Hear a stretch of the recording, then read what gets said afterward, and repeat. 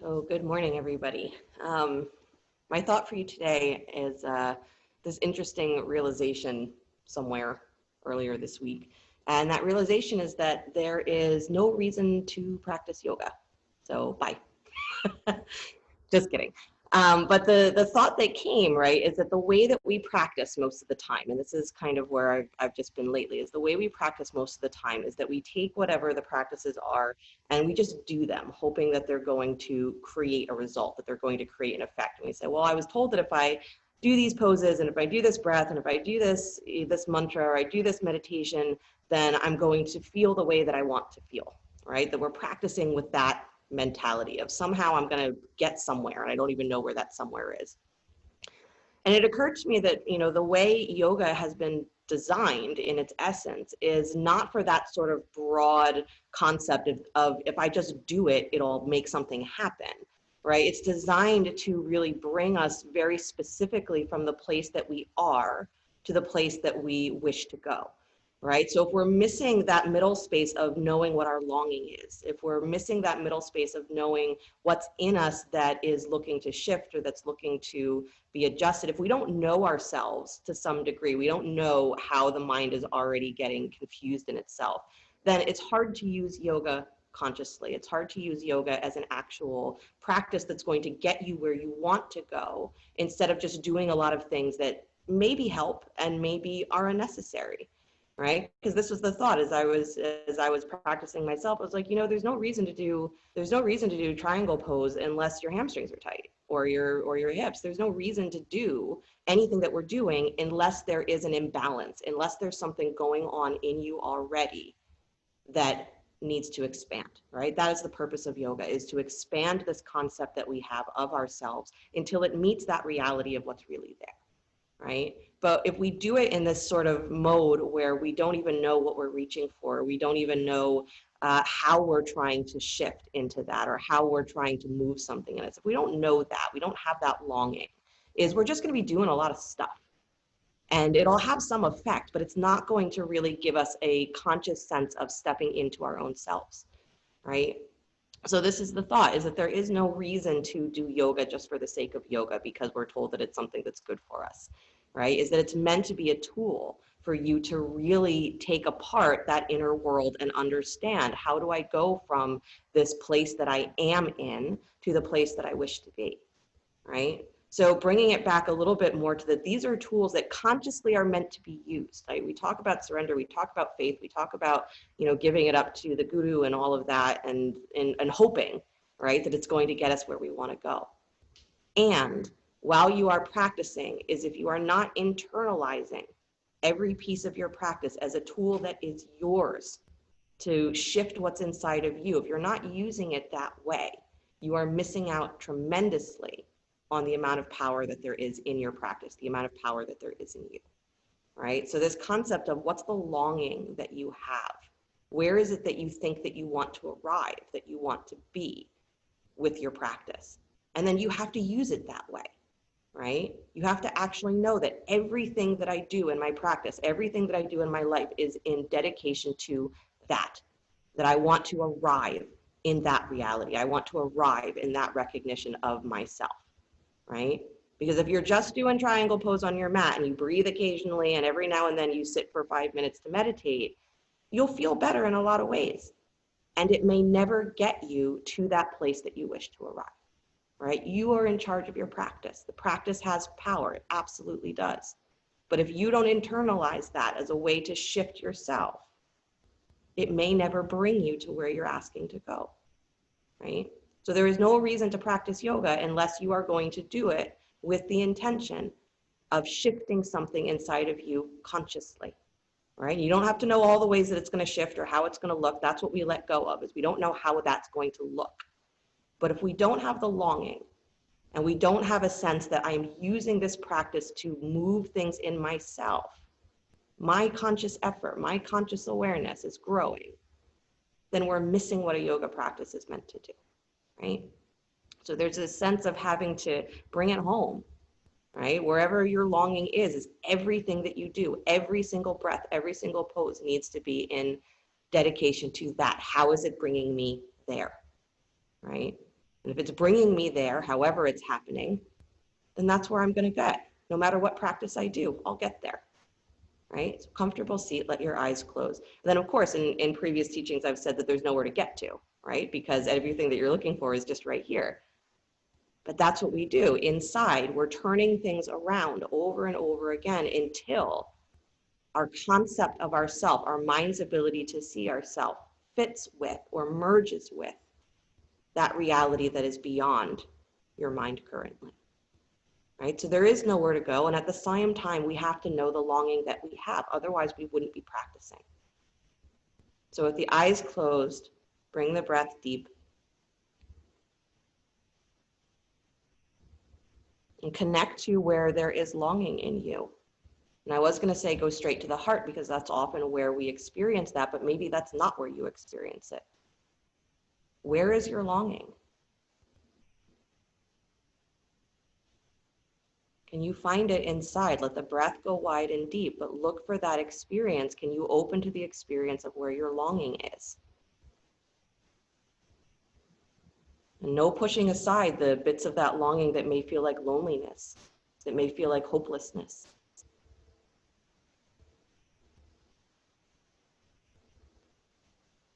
It might feel like the impossibility of ever achieving what it is that you long for. That's what we let go of. The idea that there is anything that can take us away from what we long for. Deep, deep breaths. And the mantra I've been suggesting is the simplest one, the easiest one, Om. We begin class with it, we end class with it, maybe bring it into your all the way through class. Let Om resonate in your mind. That Om is the mantra that carries us across our suffering, carries us over the threshold from where we don't understand who we are to where we fully understand who we are.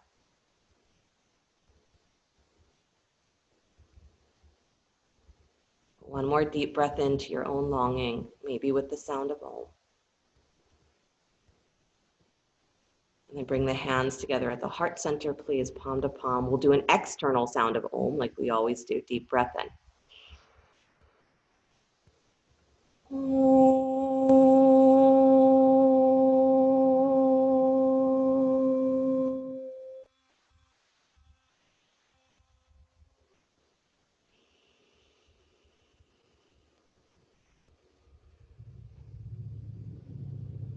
And let the eyes float open. Nice, you guys. You can release your hands, please, and then come forward to hands and knees. Time is upon you. It's time to move. Good.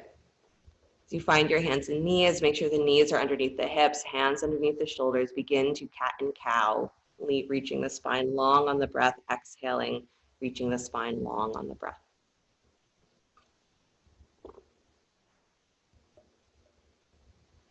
Good. It's an almost funny thing for a yoga teacher to have that realization, right? That there's no reason to do yoga. There's no reason. What are you doing? Right? You're designing classes in your head of this pose would feel good after that pose. And it's like, but why? Why? The only reason that we come to yoga really, or why we stay with it, is because there's a longing. And maybe it's a longing to feel better in our body that starts it. Maybe it's a longing to feel better in our minds. Maybe it's a longing from the heart. But there's a longing for something. So if you don't connect with that, then whatever you're doing externally is just going to be external. You'll move, you'll breathe. That's great. And inside, nothing has to change. Nothing is realized, except maybe how to work better with your hamstrings. Good, come back to stillness, please. Stretch your right arm out wide to the right. Slide that arm behind the left wrist, right shoulder finds the floor. Turn your gaze. Walk that left arm forward towards straight. Yeah, just move all the cats out of the way. Press into your shins, please. So you're reaching through that arm. Good job, Pam. Press into your shins. Really anchor through the legs, because as soon as you anchor through those lower legs, it's going to create stability in your lower body, and it's going to help open up those outer hips in even just a subtle way. Good. Stretch that left arm up to the sky, please. So the arm that's currently over the ear, stretch it all the way up. Good. Bring the thumb a little closer towards the top of your head. So move the arm forward, open the armpit. Good. And then if you want to take that little half bind, you can turn the palm back, reach around for your outer right hip, or keep the arm extended. Just open the chest a little more. Yeah. Deep breath into your back body. Good. And then stretch that arm back up to the sky, so you unwind the shoulder joint, release the hand down to the floor, come back up to hands and knees. Good. Reach for the other side. Left arm goes out and wide. Slide behind the right wrist. Left shoulder finds the floor. Good. Walk the right arm forward towards straight. So first you're getting the long stretch through the side body. Press into your shins, because if your weight is moving super forward here and just pressing into your shoulder, then you're going to miss the power of your legs. So you have to push into your shins so that there's stability there, and you have the ability to drag your hips back in space and then pull your chest forward. So you keep weight on that left shoulder. And this is what creates the openness in your spine. Good. And then take the right arm up to the sky, please. Again, thumb moves forward just a little bit towards the top of your head. So you open the chest a little more. Try to roll that right shoulder back and wide a little bit more. You might even turn your pinky finger slightly forward so that that opening of the shoulder is a little easier. Good. And then if you'd like to go for the half bind, turn the palm, reach back for the outer left hip, or keep the arm extended and just keep opening the chest. Good. Keep your weight pressing into your shins. Keep the shins anchored. Nice. Every single pose is meant to bring you a little bit closer to an understanding of whatever your longing is. Whatever I long for, that's what we're learning, is that you already have it, but you have to learn to live the reality of it. And so this pose, sure, it's a shoulder opener, spine opener, but it's meant to bring you a little closer. What is it that I long for? Release that arm back up to the sky, unwind the shoulder joint, release the hand down to the floor, come back up to hands and knees. Good. Spread your fingers wide, and then tuck the toes, step your feet back to plank pose. Yeah, so not down dog, straight back to plank. Good. And then you're scooping and rounding, so look towards your belly button and pull up through your back ribs, pull up through your middle ribs. Good. So round, round, round, round, round. And then shoulders move forward towards your ears. Good. And now move your armpits forward a little bit more. Good. And now pull the tops of your thighs back and push through the crown of your head. Start to lift your collarbones up and wide. Draw those shoulder blades down and in, but don't let those ribs fall. Good. So you're lengthening, but you're not collapsing. Nice. And then keep looking slightly forward. Bring your right knee forward to your right elbow in plank. Yep. Squeeze it forward. Squeeze in. Good. Step it back to plank. Nice. Left knee forward to left elbow.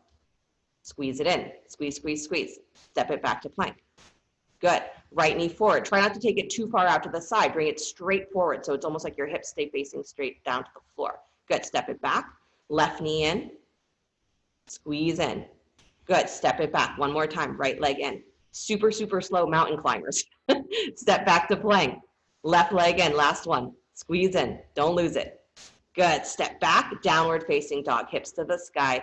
I know you wanted child's pose, but downward facing dog is your resting pose. Good. Bend your knees deeply. Press your hips way, way back towards your heels. It's going to take some of the weight out of your hands, which is going to feel great for your shoulders. They need the extension, but not the pressure of I have to keep you upright. So scoop into that belly. Drop your hips nice and low. Good. And then press your hips up to the sky. Come up on your tippy toes. Nice. And then release the heels down towards the floor. Soft through the hands. Soft through the feet. Beautiful. Right leg up and back, down dog split. Good. Step that foot forward between the hands. Lunge. Nice. Inhale the arms up to the sky. Deep breath in. Interlace the fingers. Press heels of the hands up to the sky. Press out. Good. And then side body stretch to your right, please. So you're reaching over to the right. Good. So that whole line from your back heel, your left heel, all the way up through the side body. Stretch out through your hands. Good. And then come back up to center, please. Take your arms out wide, cactus arms. Twist towards that front leg, so twisting towards the right. Good. Back thigh lifts a little higher as you come into that twist. You're still upright, so shoulders still upright, Dana. Good. And then bring your left forearm onto your front thigh and take the right arm over the ear. Extend. So you're a little twisting, yeah, a little twisting side angle. Good. Back thigh lifts up super high. Good, Sarah. Nice. Beautiful, you guys. Push that left hip wider to the left. Yes, nice, Dana. And then inhale both arms back up to the sky. Deep breath in. Good. Hands back down to the floor. Nice. Step back, plank pose, upward push-up. Good. Round into your belly. So look towards your rib cage again. Look back and in. Pull up through your armpits, pull up through your ribs. So you're pushing yourself up away from the floor. You give a little space in your shoulder joints. And then those thighs move back, but your shoulders move forward, your armpits move forward. And then push through the crown of your head. Feel your collarbones lifting again, almost like you're trying to come into a back bend. That's going to take that roundness out of your spine. Good. Pull in both directions. Right toes come up off the floor. Just up off the floor. And then release them down. Left toes come up off the floor. And release them down. This is tapas, right foot up off the floor. Why are we even doing this? Step it down, left foot up off the floor. Take it down. Good. Downward facing dog. I know, Pam, that child's pose is coming, I promise. Left leg up and back, please. Down, dog split. Eventually it's coming. Step that foot forward between the hands. Makes you appreciate the lunge though, right? You're like, anything to get me off of my hands. Inhale the arms to the sky. Good. Interlace the fingers, press heels of the hands up towards the ceiling. Good. Turning those pinky fingers up, up, up. So you're getting that full rotation on the arms. Good. And then you're leaning to your left. So side body stretch to the left. So that line from your back heel all the way up your hip, all the way up your side ribs, all the way up the armpit. Push out through your hands. Good. Nice, you guys. And then come back up to center, please. Bend your elbows out wide, cactus arms. And then twist to your left towards that front knee. Good. And then right forearm is going to come onto the thigh. Good. Left arm comes over the ear, reaching on the diagonal. So the natural tendency here is that your hips are going to sway out to the left because that's the direction that that's going to make your center of gravity feel more balanced. So push that right hip wide to the right. Good. So back hip pushes wide to the right. Take yourself more into the center, even though it feels more awkward. Story of yoga. Take yourself into the center, even though it feels more awkward. Good. Inhale both arms up to the sky. Really nice, you guys. Release the hands down to the floor. Step back plank. Good. Look towards your belly button. Round in. Pull up. The more you pull up here, the less strain it actually is on your hands, on your wrists. Good. Pull forward with your armpits. Pull forward with your shoulders. Press through the crown of your head. Lift those collarbones, but don't let your hips drop any lower than they have to. Good. Don't let your ribs drop any lower than they have to. Hug those shoulder blades in. Up on your right fingertips. I know. You can separate the feet if you need. Release that hand flat. Up on your left fingertips. Good. Release that hand flat. Try not to swivel your hips. Right hand fingertips. And then flat, left hand fingertips. And then flat. Good. Downward facing dog. Deep breath in, up onto your tippy toes, please. Squeeze, hands and feet squeeze towards each other. Pull up, pull up, pull up, pull up. Good. And then heels soften towards the floor. Drop the knees to the floor, please. There's your child's pose. Hips back to your heels. You're welcome. Good. Walk yourself to the upper right-hand corner over your right thigh. Yeah. There's a way to practice where there's a convergence of every individual piece that we're given of a yoga practice and say, well, I really should be doing all of them. All of them are important. So we talk about tapas. That doesn't just mean that you have to do a super fast, sweaty practice. It means that you are fully engaged in, right, the power that you have even when it's irritating, even when it's hard to access. And you say, I don't want to, especially not at 8 in the morning. Don't make me do plank. Come back to center, go to the left. Right? Because tapas is right there with that energy of devotion, is that you can't have true devotion to anything if you're not willing to go through tapas. You can't have it because at some point you're going to say, this isn't comfortable and I hate it. And you'll back away. You'll give up. You'll say, I don't want to open up wherever I'm being asked to open up. It's So tapas is that necessary part of our practice that gives us an openness, that keeps us able to stay in an open state, because we're not afraid in that state to be uncomfortable. We're not afraid to be in that state of in between, of I don't know what I'm going to end up with, but I have that strength, I have that steadiness to really stay with it. No reason to practice yoga if we can't touch that in ourselves. Come back to center. Good. Bend your elbows wide. Make a pillow with your hands. For a moment, just rest your forehead on your hands, because that gives the shoulders and the back another place to feel.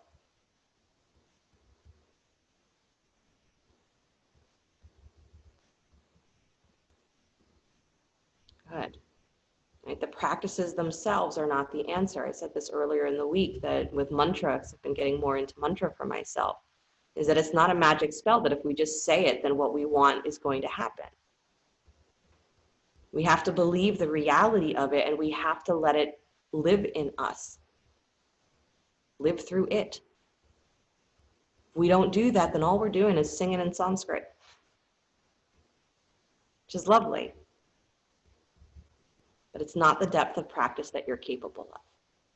Walk yourself back up to hands and knees. Downward facing dog.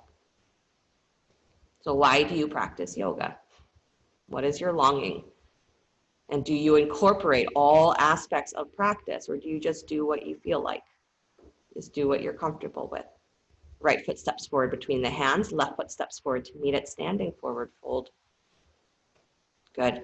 Inhale the arms around and up. Good.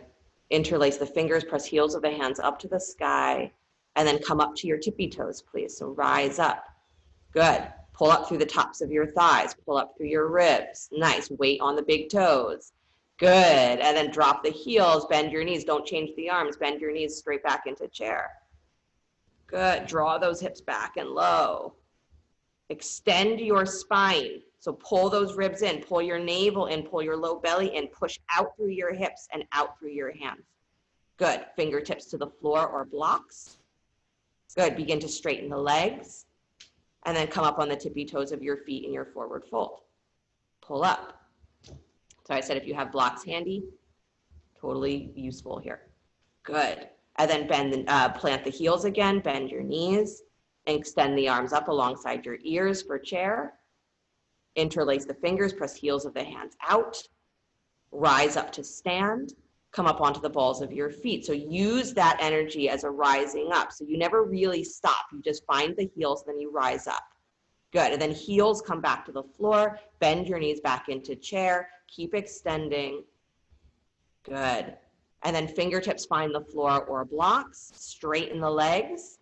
Send your hips to the sky. Drop your head. Come up on the balls of your feet. So again, lifting. Try to keep that weight rolling in towards the big toe mounds so that you keep that hugging of your shins. Good, Jeff.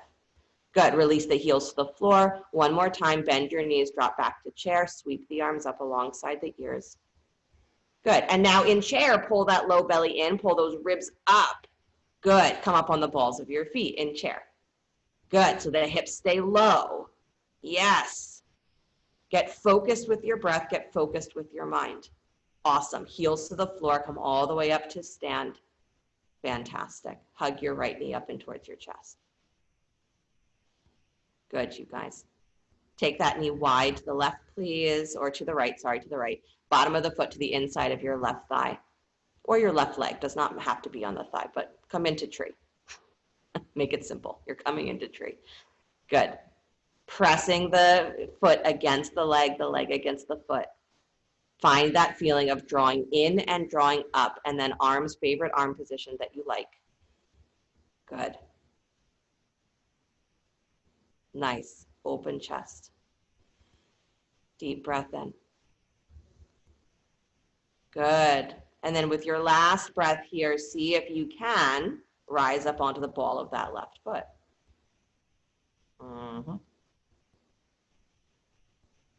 Good. And then release that heel down. Very nice. I know who does ballet in the room. It's definitely Mark. Bring the knee forward, please. Squeeze it in. And then release the foot down to the floor. Good. Shake it out. Nice, you guys. Left knee comes up in towards your chest. Good. Take the knee wide, bottom of the foot to the inside of the right leg, again, wherever it comes to rest, as long as you are not pushing directly sideways on the knee. So above or below the knee, that's the rule. Good. And try to keep that feeling where your right hip is really on top of your right ankle, because the tendency here again is to try to create balance by pushing the hip out to the side. So pull back towards the center, even though it's going to feel more awkward. It's going to feel harder to balance. Good, especially if you're flexible, this happens a lot. So that right hip is going to pop out. Pull it in. Good, and then favorite arm position, whatever that happens to be. Do not obsess about where your foot is or is not. Good. The energy of tree is that straight channel through the leg, all the way up through the core of the body, straight through the crown of the head. Find that. And then if you're engaged in that, forward and back, right and left, you're pulling everything into that center channel, then you can rise up on the ball of that right foot, because you're just accessing that same energy and saying, okay, I'm going to rise up a little higher. I'm just going to pull straight up. There's nowhere else to go. Awesome. Really good, you guys. Release that heel to the floor. Nice, Jeff. Nice, Mark. Really good. Swing that knee forward and step it down. Awesome. Inhale the arms up to the sky. Exhale, bow forward. Good. Feet hip width apart, so separate the feet a little bit if they're not already. Right hand comes to outer left ankle or shin. Reach the left arm up to the sky. Good. Push your inner thighs wide. Yeah. Nice. And then draw your throat back. Yes, good, Andy. Yeah. One more breath. Drag yourself a little deeper into that diagonal. So bend that right elbow, pull in. Good. And then release and switch both hands down to the floor. And then left hand comes to right ankle, right arm comes up. Yeah, so when we say release and switch, right, taking that moment where you are not yet on the second side, but you're somewhere in the middle, it's important, because if we never come back to that center place, we don't recognize what it feels like to have our pelvis level, to have our chest level. Push those inner knees, those inner thighs wide. Good. So Dana, especially push those thighs a little wider. That left leg's got to really engage more. Good. Weight forward, you guys. Bring your hips forward in space. That's it. Yes. If it feels like you're going to fall on your head, you're doing it right. Good. Get a little deeper in. Last breath. Left arm bends. Pull yourself in. Yeah. And then release back to center. Both hands find the floor. Nice job. Step your right leg way back behind you to lunge. Good. Drop the back knee, please. Inhale, both arms to the sky. Anjaneyasana. Good. And then exhale, hands down to the floor. Good. With your chest lifted, so fingertips to the floor, chest lifted, still on that back knee. And then squeezing the legs together, inhale the arms up to the sky. Nice, fluid, smooth motion. Rise up, belly back. So don't push the belly forward when you do that. Draw it back. And then exhale, hands down to the floor. Barely touch, lift the chest. And one more time, rise up, Anjaneyasana. Good. Letting yourself go a little deeper with your pelvis, but keeping that lift through your belly. Awesome, you guys. Hands together at heart center, please. Prayer twist. Right elbow to the outside of that left knee. Good. Draw the navel back. Draw the ribs back. Push your right hip. That's your back hip wide to the right. That's it. Awesome, you guys. And then for some of you who are deep in that twist, if you can take that right hand down to the floor, still outside your knee, take it down, left arm to the sky. If not, keep your elbow hooked, just reach the left arm up to the sky. Good, so you may be straightening you are maybe straightening both arms, or you're just straightening the top arm. Nice, Andy. Nice, Jessica. Good, bring it back to center, please, all the way up, arms to the sky, Anjaneyasana, unwind the spine. Good, and then release the hands down to the floor. Awesome, lift that back knee up, please. Step your right foot forward just a little bit. Take both legs to straight, Parsvottanasana. Good. Make sure you are still pushing your inner thighs wide. Again, blocks under the hands here, great tool. Have you checked in with your prana yet today? You're like, no, I forgot about that. If you don't mention it at the beginning of class, I don't think about my prana at all. What are you doing if you're not thinking about your prana? If your attention is not on that inner flow? Can you bring yourself there for a moment? Don't focus on externally, my hamstrings are tight, or my calves are tight, or my back is tight, or my neck is tight. Can you feel the internal flow of you? Can you feel the vibrancy of you? That's what we're gauging with the yoga practice. Not how do I feel on the outside, but how am I moving on the inside? Good, you guys. If you have a block and you want to bring it close to the inside of that front foot, go ahead and bring it there. Otherwise, it's right hand moving either just inside the big toe or to the baby toe if coming into that deep of a twist feels secure for you. Left hand comes up to your left hip. Good. Pull back. So pelvis moves back, chest moves forward, shoulders shrug forward towards your ears. That's it. You might even move that left hand slightly forward to make that more accessible. And then start to turn your belly open to the left. Good. And then maybe the left arm comes up to the sky. Maybe it stays at the hip. Revolve Trikonasana. Squeeze into your belly. Pull the hips back. Good. And then release that left hand down to the floor. Please unwind. Nice job. Step forward, top of your mat. Good. Bend your knees, drop your belly onto your thighs, wrap the arms around the backs of the legs, drop your head. Good. Scoop your belly just a little bit. Good. So you get more full in your sacrum. Press your hips up towards the sky. Press down through your heels. Good. Not just for your hamstrings, but that you are opening those inner channels, right? Physical practice is not just so that we feel better in our muscles and our bones. It's so that we are opening those energetic channels for the prana to flow. So bring your mind to that this is not about your hamstrings. This is about opening wherever there is stagnation in you, those subtle channels. Release the hands down to the floor, please. Good. Step your left leg back behind you. Drop the knee. Good. Use a blanket if you'd like. Inhale the arms to the sky, Anjaneyasana.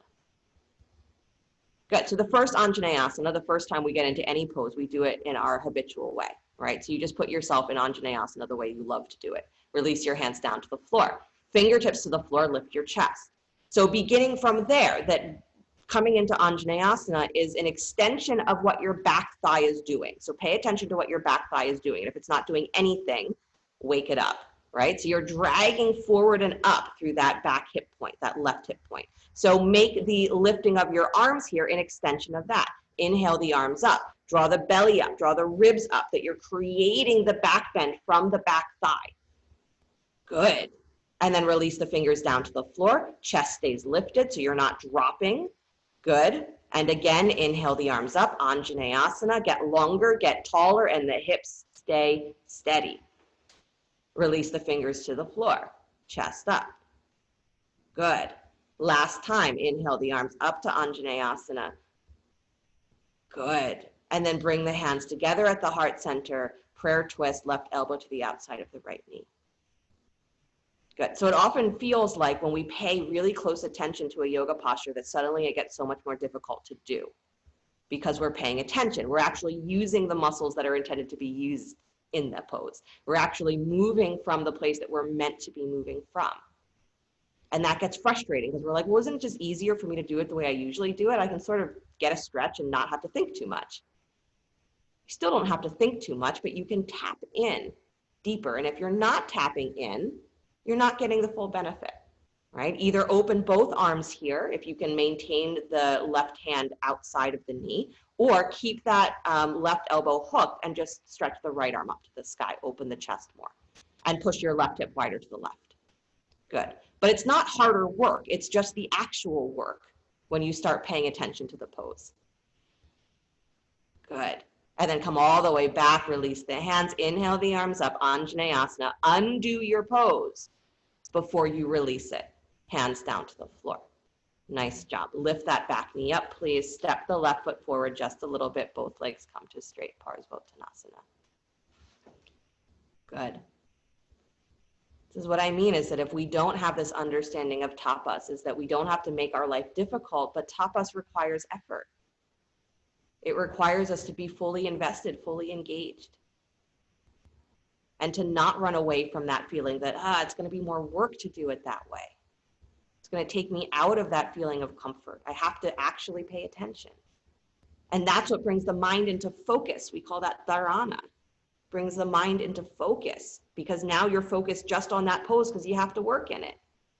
And when the mind comes into focus to that internal world and it gets used to being there, it snaps into meditation. No more effort required. But you got to get yourself there.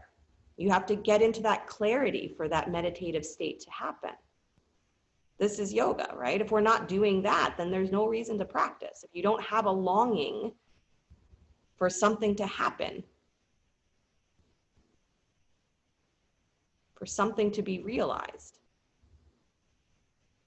then you're doing a really fancy exercise class, which is also beautiful. I would never tell anyone not to practice, even if they're only in their mind practicing for the surface level of themselves. But you have the capacity to practice deeper. You just have to remember that all of these things are intertwined. It's not I choose one or the other when it's convenient or when I'm told in a Dharma talk that this is what I'm doing. Every single breath of your practice is attention on your prana, is understanding that when tapas arises, I do not run. That's tapas. Irritation arises, I do not run. Start to walk yourself towards that twist, again, bringing a block with you if you'd like. So the block can come either to the inside, big toe side of the foot, or the baby toe side. That's your left hand that's moving to the outside of the right leg. And then right hand comes up to your hip. Good, pull back. So press into your feet, but pull your thighs back, pull your pelvis back. And then turn your belly open to the right. Good. Nice. Push those inner thighs wide. And then maybe the right arm comes straight up to the sky. Maybe it stays at your hip and you really just work the opening of the trunk. Because it's not important for the arm to go to the sky. What matters is that you're finding that feeling of my ribs are moving in opposition to my hips. That's what makes it a twist. So Victoria, move yourself back towards the top of your mat and the other way. So move towards the right. There you go. That's it. Awesome, you guys. Don't get tense. Throat back. Smile a little bit. There you go. And then release that hand back down to the floor. Again, unwind your pose. Nice job. Step back, downward facing dog.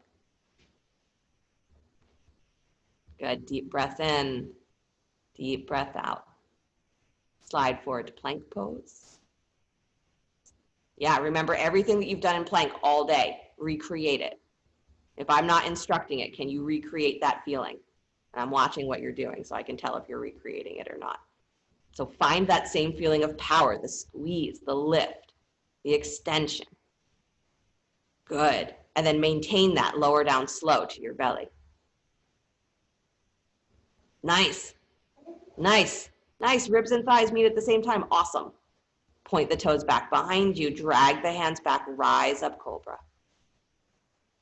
Good. With that same energy that your back is just as awake as it was in plank. Yeah. Awesome. And then release back to your forehead, please. Good. Come up to Sphinx pose for a moment. Yep, up to Sphinx. Press down through the forearms. So elbows underneath the shoulders. Press down. Lift your chest. Drag back like you're going to army crawl across the floor. Drag back. So you've got your chest moving forward and up, and then extend back through the legs. Press down through the tops of your feet. So again, it's that same concept of we have to push down into the legs if you're going to free up the back, right? That's the secret, is if you engage the legs, back bending becomes more accessible. It's not just about dragging yourself into a back bend over and over and hoping that something works, right? Doing it that way often just leads to a lower back being unhappy. So get into the extension of your spine, which means your legs have to be involved. So press down through the tops of your feet. Pull forward and up through the tops of your thighs. Pull your ribs in. Wide chest, long throat. Good. And then close your eyes and go inward because you're trying too hard. Yeah. And that's the balance, right? Is that we have to put in effort and then we have to stop pushing, right? There's effort without pushing. There's presence without aggression. Because the pushing is where we have been trained habitually to treat ourselves and our life aggressively. You will change because I say you will change, and I'll fight you if you don't. There's no fight here. It's also part of your practice, ahimsa. There's no fight. There's loving presence. So if you love something, you will stand firm, right? Without aggression. So you're doing that for yourself every breath in your practices. You are standing firm, lovingly, in the face of your mistakes, in the face of your limitations, in the face of whatever is in there that has drawn you to yoga to begin with. Deep breath in. And then release, forehead to the floor. Send the elbows wide if you'd like, pillow with your hands, or stretch the arms alongside you, whichever one you prefer.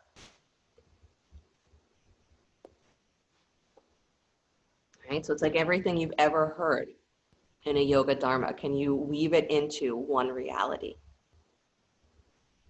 The answer is yes, you can, and it's not even that hard to do because they don't conflict with each other. Tapas is not the opposite of ahimsa. Loving kindness is not the opposite of effort. They're all part of each other. It's learning to be in that cohesiveness where that's the way that you are placing yourself in your reality as you practice.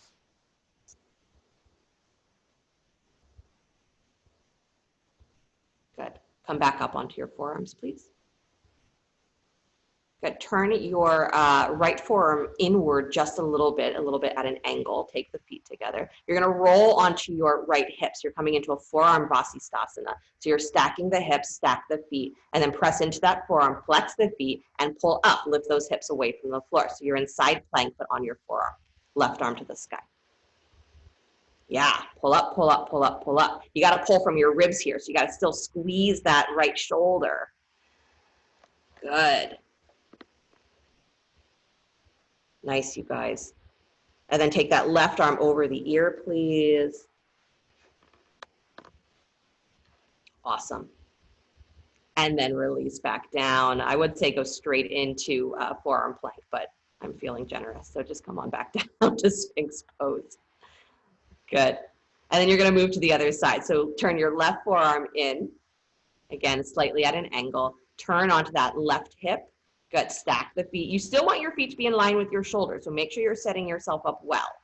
And then flex those feet, press into that forearm, engage that left shoulder, like that left shoulder blade is cupping around.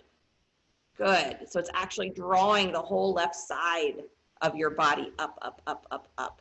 Good. Chest open wide. It's almost like you have to feel like you're leaning back. And then right arm to the sky. Good. The leaning back is what helps set that shoulder blade on your back, gives you more power, and helps open up the chest.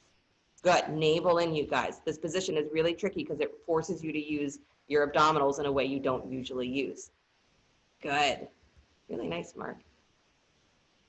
Take that right arm over the ear. If it's not there already, extend. Some of you went there right away, hoping it would get you out faster.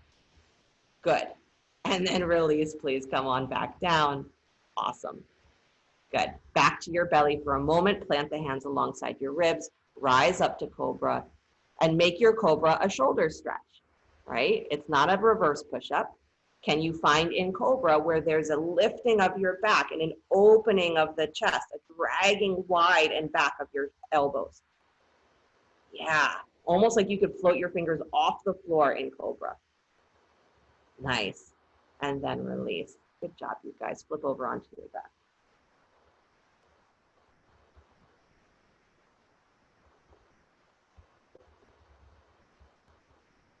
Good. Right? The practices of yoga are not the 200 some, poses that there are to do and the, million pranayams that there are to do and the 1,000 ways of getting into meditation that there are. Right? The practice of yoga is your tapas. Practice of yoga is your devotion. Practice of yoga is your sense of ahimsa, loving kindness. Right ankle on top of left thigh, please. Lift that left shin parallel to the floor, reach through the hold. Flex both feet. Nice. Good. And of course, you don't have to reach through to hold, but if you are, make sure that you relax your shoulders back down to the floor, that you relax your head. Good. Nice, Victoria. Just move your left heel a little wider to the left. Yeah, the other one. Yeah, so, yep, so keep the right ankle on top of the left thigh. There you go. But what happens is that that leg that's in the air, you guys, it has a tendency to turn, right? Your lower leg is going to turn towards the midline of your mat, and you don't want it to. You want to push it slightly wide. Good, because that's going to keep that heel in line with your knee, which keeps your knee in line with your hip. So it's just like if you were standing, right? You wouldn't feel comfortable if that shin was rolling in. Push it wide. Good. Nice, you guys. One more breath, drag the legs in a little deeper, navel to spine, push back out through your sit bones. Good. And then release the legs back to the floor. Keep the ankle stacked on top of the left thigh. Yep, so just bring the left foot back to the floor. Ankle is still stacked. Good, and then you're dropping your legs open to your left.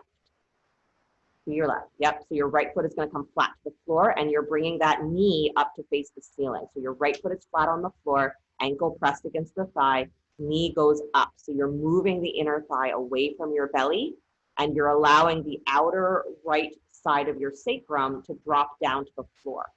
And your right rib cage is softening down to the floor. Good.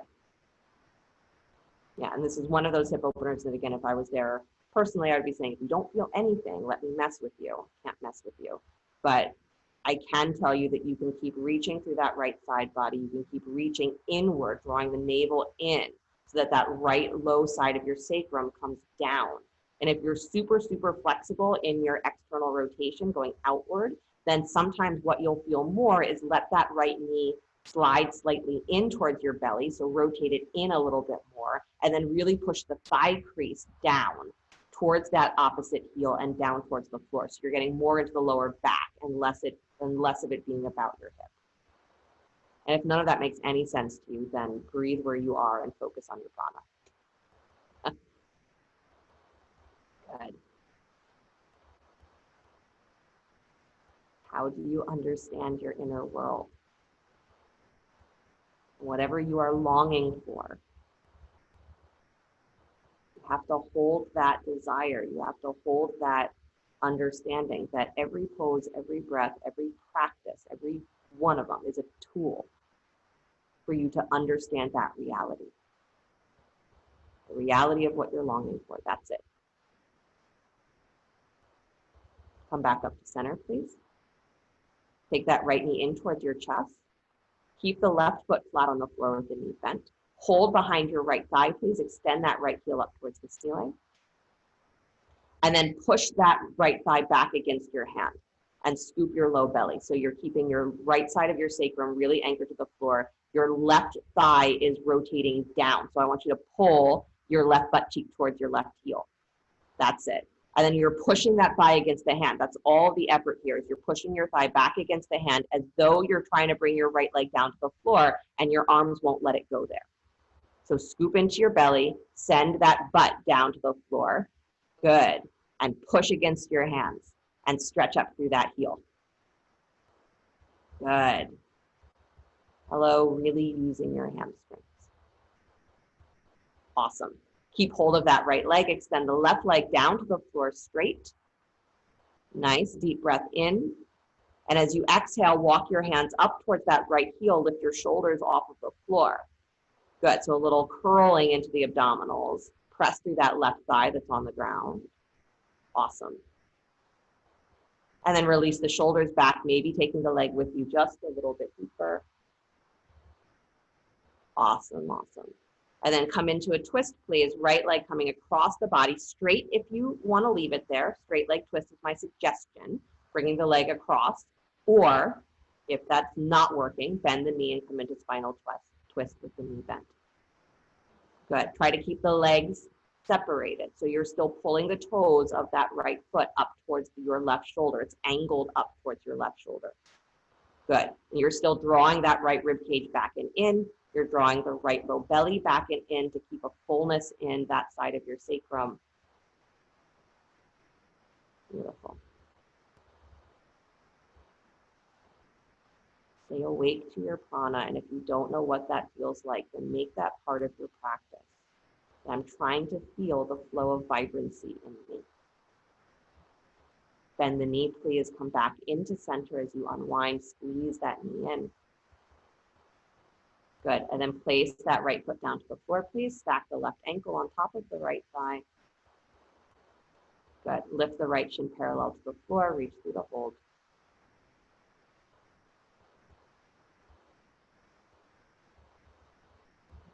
There's no reason to practice yoga unless we are aware on some level, conscious or unconscious, that there is an imbalance, that there's something that we're not realizing. Whatever it is that attracts you, that creates that longing or that meets that longing in you. It can be the physical, right? It can be that I love the way that my body feels when there's no obstruction. It can be that I love the way that my mind feels when somehow things get calmer after I practice.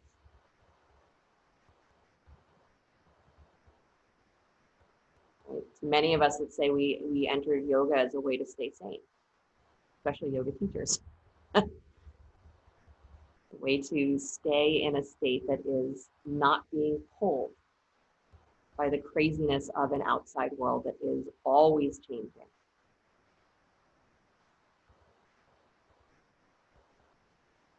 But to practice, you have to really practice. You have to know what your longing is, and you have to use every tool to explore it. Good. Release the thigh, please. Take your right foot flat to the floor. Keep your ankle stacked, and then you're dropping the legs open to your right. So your left foot is going to drop down flat to the floor, ankle still pressed against the thigh. Bring that inner knee facing up towards the ceiling. So you're moving the inner thigh away from the belly, and then you're relaxing your left rib cage back and down, and you're trying to find where your left side of your sacrum, of your low back, is able to come back down to the floor, but you're still able to keep that left heel on the floor. Good. So again, you may have to play with the angle of the knee, the angle of the thigh to get that to happen. But this is a back stretch as well as a hip opener. Good. Nice, you guys. It does not matter what your original designation is for how you practice, the style that you practice, or the part of the practice that you like the best makes no difference. Every single path in includes the real practices, the real teachings of yoga, which is understand your prana, tapas, effort without aggression.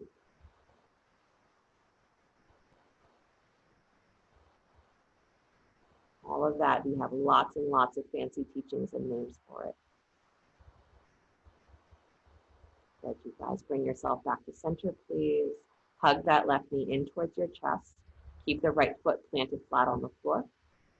Good, hold behind the left thigh, extend the heel up towards the sky. And push back. So your right butt cheek is moving towards your right heel. Yeah, low back anchor to the floor. Push that thigh against the hands. Strong, like you're trying to take that left heel down to the floor. So Pam, just bring your left foot flat to the floor instead of being crossed over the thigh, unless you really love where you are. Yeah, so the ankle that you have crossed, place it down to the floor. The ankle that's on top. There you go. And then stretch that right leg up to straight. Or actually switch your legs. Yeah, you're on the wrong leg. So bend your right knee, plant your foot, and then take the left leg up. There you go. Perfect. Good. And then everybody except Pam, because she needs another minute there. Stretch that right leg out to straight. And keep pushing that thigh back against the hand. Good. Stretch up through the heel. Deep breath in. As you exhale, lift the shoulders. Walk your hands up towards that left ankle. Keep pressing out through the heel. Keep resisting. Push that thigh. Push that calf back against your hands. Awesome. And then release the shoulders back, maybe bringing the leg with you just a little bit deeper. Good. And then coming into spinal twist, if you can keep the leg straight, just bring the left leg across the body, straight leg. Good. If that doesn't work, bend the knee, come into spinal twist with the knee bent. Left shoulder goes wide, left rib cage goes wide, scoop into your belly, and even push back into that left side of your sacrum. Good. Try to keep those legs as split as you can, so those left toes are pulling up towards your right shoulder.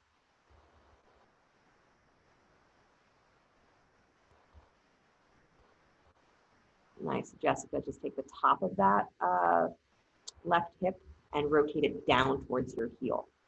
So you don't have to come out of the twist anymore, just you're lengthening that side body, so the amount of space from your armpit to your left hip. Just pull that top of your thigh and hip down towards your heel. That's it. Yeah. Good, you guys. Bend the knee, please. Bring it back to center. Good. Hug both knees in towards your chest, please. Bring your forehead up to meet your knees. Squeeze, squeeze, squeeze. And then release the upper body, release the legs. Shavasana, perhaps the most important practice that there is. We say it's final relaxation, but really Shavasana in its essence is the desire to feel yourself beyond the confines of the body. So actually imagine that while you are in Shavasana, that you are able to go beyond. You are not tethered to this body, you are not tethered to this mind any more than you desire to be. So feel yourself beyond the edges.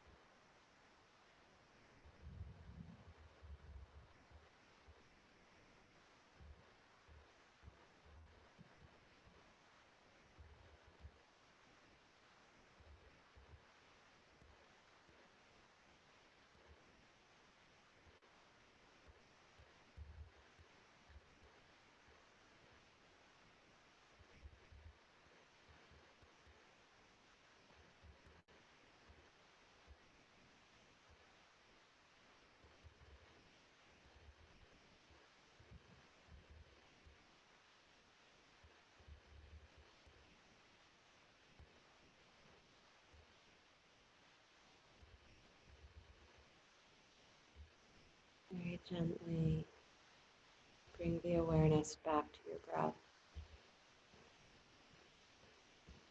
Your bodies begin to stretch, move, whatever ways serve it well. And as you're ready, draw the knees in towards your chest. Roll to the right side. And take a moment there before you begin to push the floor away, to come back to an upright seated position.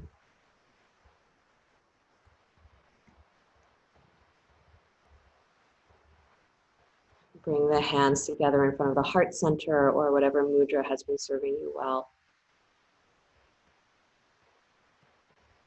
There are 10,000, probably more, yoga practices, and every one of them work, I guarantee it.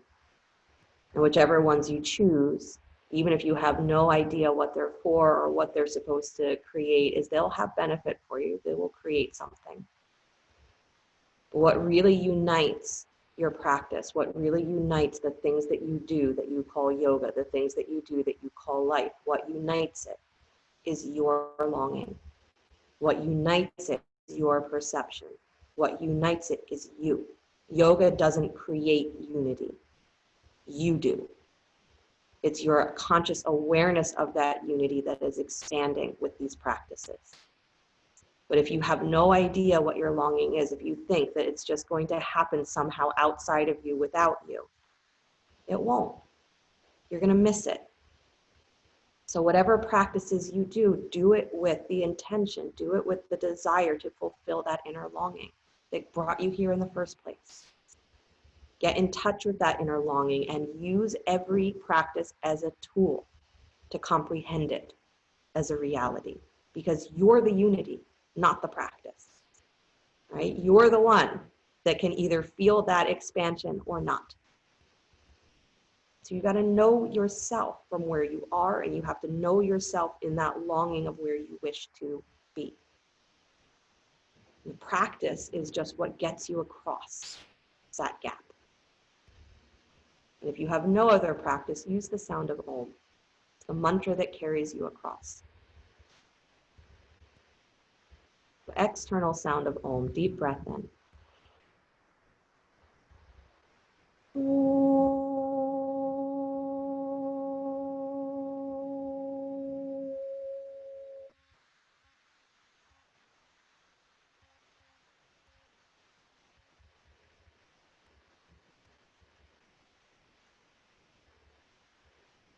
Sliding the thumbs up to the space between the eyebrows. Namaste. Thank you guys so much. Have a great rest of your day, great rest of your weekend. Until I see you again, I will unmute you. Oh, and just heads up, you guys, come September, we're going to have a couple of fun schedule changes. So a couple of things moving around a little bit and some new things, including on Mondays at 4:30, I'm going to be teaching what we're calling a master class, but it's basically just Yoga Geek as a regular class, right? So it's going to be me breaking down poses, some of them more complicated than others, but that same kind of technical shizzle whizzle that made Yoga Geek, you know, something I loved. So check that out. Coming in September, announcements are going to be going out about what's changing, and you know, it's not a lot, but some fun stuff. So mark your calendars. Start September. You have an appointment at 4:30 on Mondays with me every week. Thank you, Veronica. Welcome. Bye, you guys.